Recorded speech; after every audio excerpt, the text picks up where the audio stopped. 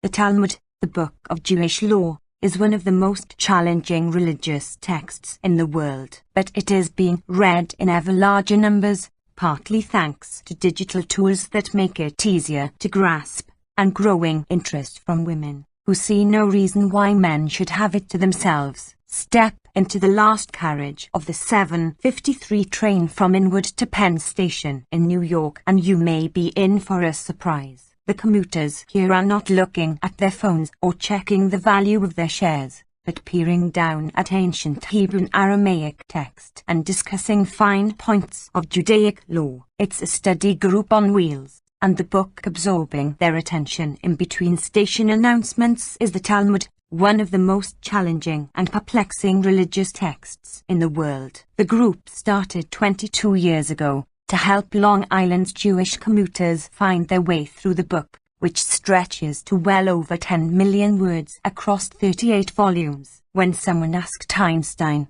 shortly before his death, what he would do differently if he could live his life again, he replied without hesitation, "I would study the Talmud. It contains the foundations of Halakha, the religious laws that dictate all aspects of life for observant Jews from when they wake in the morning to when they go to sleep at night. Every imaginable topic is covered, from architecture to trapping mice, to a greater extent than the other main Jewish holy book, the Torah. The Talmud is a practical book about how to live. The laws are very, very relevant to everyday life," says Ilza Cohen, a real estate manager who organizes the classes on the train with a couple of other amateur scholars. "Many times, I go to the office afterwards and I'll get questions on current events or in business and I'll say, 'Oh, we just learned that today in the Talmud.'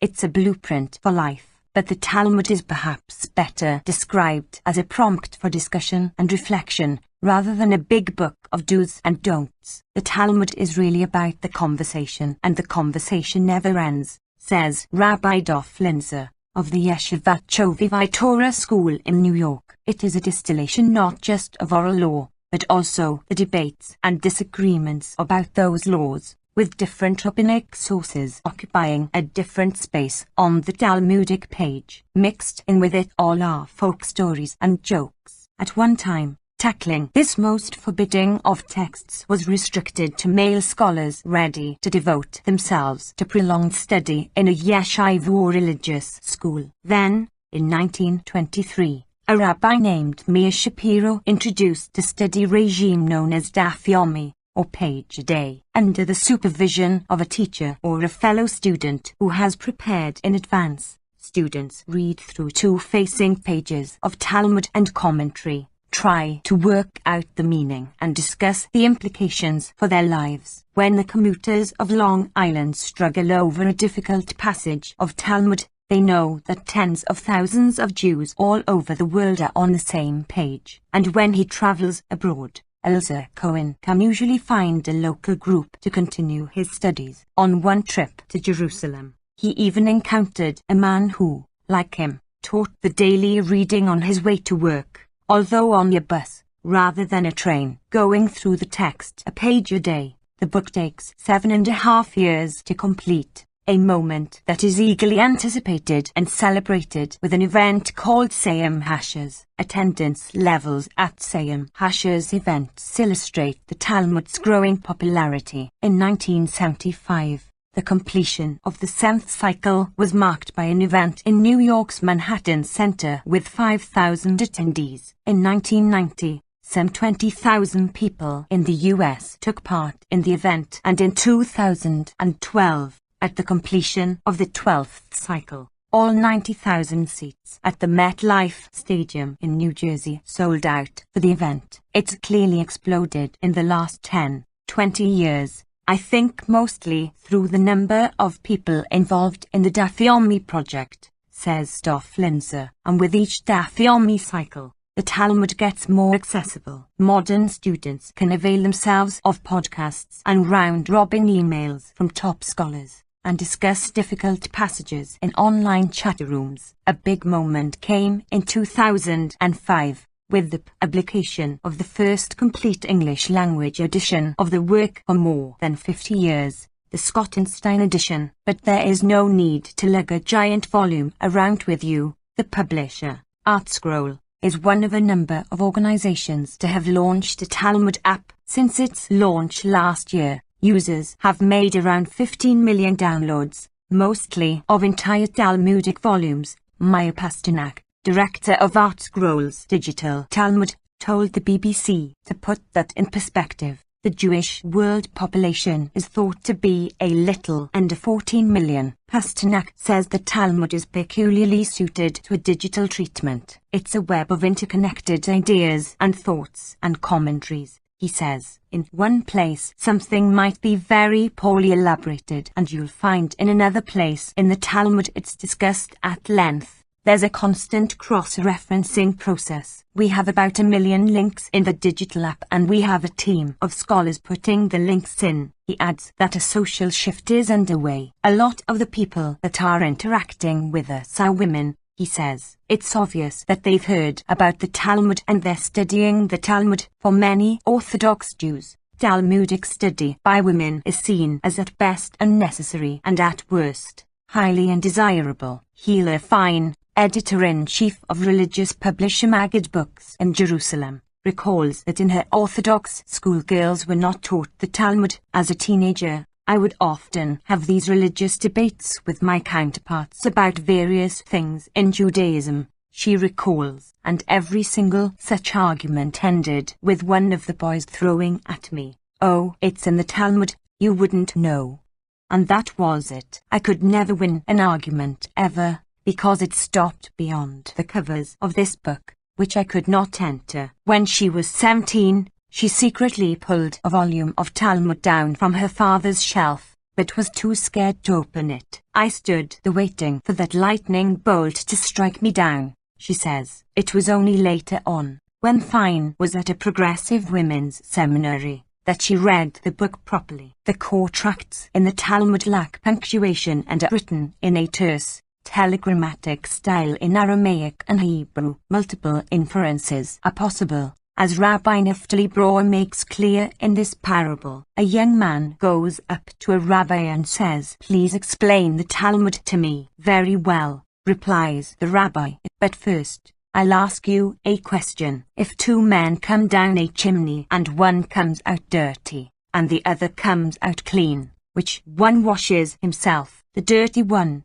answers the man. "No," says the rabbi. "They look at each other, and the dirty man thinks he's clean and the clean man thinks he's dirty. Therefore the clean man washes himself." Now, another question. If two men climb up a chimney and one comes out dirty, the other comes out clean, which one washes himself? The young man smiles and says, "You just told me, Rabbi. The man who is clean washes himself because he thinks he's dirty." "No," says the rabbi. "If they each look at themselves, the clean man knows he doesn't have to wash himself, so it's the dirty man who washes himself." Now, one more question. If two men come down a chimney and one comes out dirty, and one comes out clean, which one washes himself? "I don't know, Rabbi. Depending on your point of view, it could be either one." Again the rabbi says, "Number. If two men climb up a chimney, how could one man remain clean? They're both dirty, and therefore they both wash themselves." Scratching his head, the confused man says, "Rabbi, you asked me the same question 3 times and you gave me 3 different answers. Is this some kind of a joke?" "This is not a joke, my son. This is Talmud." She was profoundly disappointed. Unlike the lofty, magisterial prose of the Torah, she found the Talmud to have all the imperfections, the trivialities, the multiplicity of voices, the wild associations, everything that characterizes human conversation. But Fine eventually fell in love with the book and is now overseeing the publication of a new edition. She relates in particular to the Agada, the folkloric stories in the Talmud, which rub shoulders with the dense, legalistic halakha text, and seem sometimes to subvert it. You have stories of women who criticize men, of non-Jews who put Jews to shame, of poor simple folk who make a mockery out of rabbis. There's something very liberating about Agada, she says. It was just such a story that was read out in the Israeli parliament in February this year. Knesset member Ruth Cauldron's 14-minute-long maiden speech began with autobiography, as she described her Zionist upbringing and the void she had felt at not being able to read the Talmud as a girl. I missed depth, she said. I lacked words for my vocabulary. A past, epics, heroes, places, drama, stories were missing. Then came a gesture which Fine describes as marking a profound cultural shift in Israel. Cauldron opened a volume of Talmud. After reading the Aramaic, she embarked on a word-by-word textual analysis of a story about a rabbi who became immersed in his studies, and his wife who waited for him to return home. As a tear falls from the wife's eye, the roof that the rabbi is sitting on to study collapses underneath him and he falls to his death. Cauldron says the story was a comment on the rifts in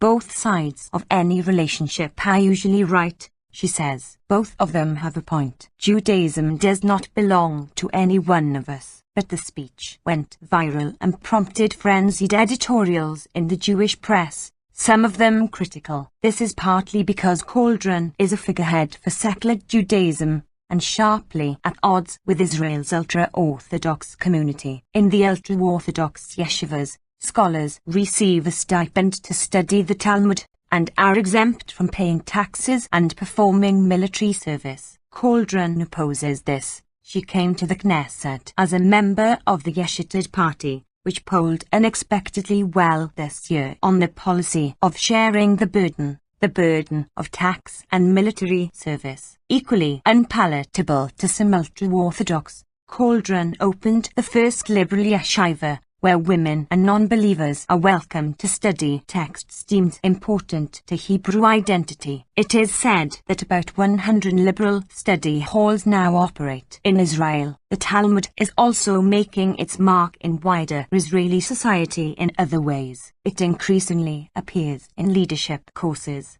in newspaper columns and TV shows. A recent series of talks at the National Library, where Cauldron used to be head of culture and education, asked a series of well-known personalities to discuss Talmudic passages. Cauldron points out that the increased popularity in Israel of Aramaic-sounding names like Holma is a testament to the resurgent popularity of the ancient text. The Talmud kind of goes with hipster culture, she says. It's more laid back, while the Torah is all about fighting wars. The Talmud is domestic. I want the best people, the writers, the poets, the scriptwriters for TV, the people who are making Jewish culture, to read it. The secular elite that gave it up for many years are acclaiming it. Hila Fine says that she wants the Talmud to be in every Jewish home and to be read by every Jew, male and female, but adds that there will always be a role for the Talmudic scholar who devotes a lifetime's study to the most complex and intricate tractates. This book is actually pulled out when you have to make a legal decision in Jewish law, she says. You need specialists in the field. It's like saying, do you want everyone to be dabbling in theoretical mathematics? I may love theoretical mathematics. I may think that it's hugely important and everyone should be aware of theoretical mathematics, but I will also understand that to be in any way workable, you really have to leave it to the experts.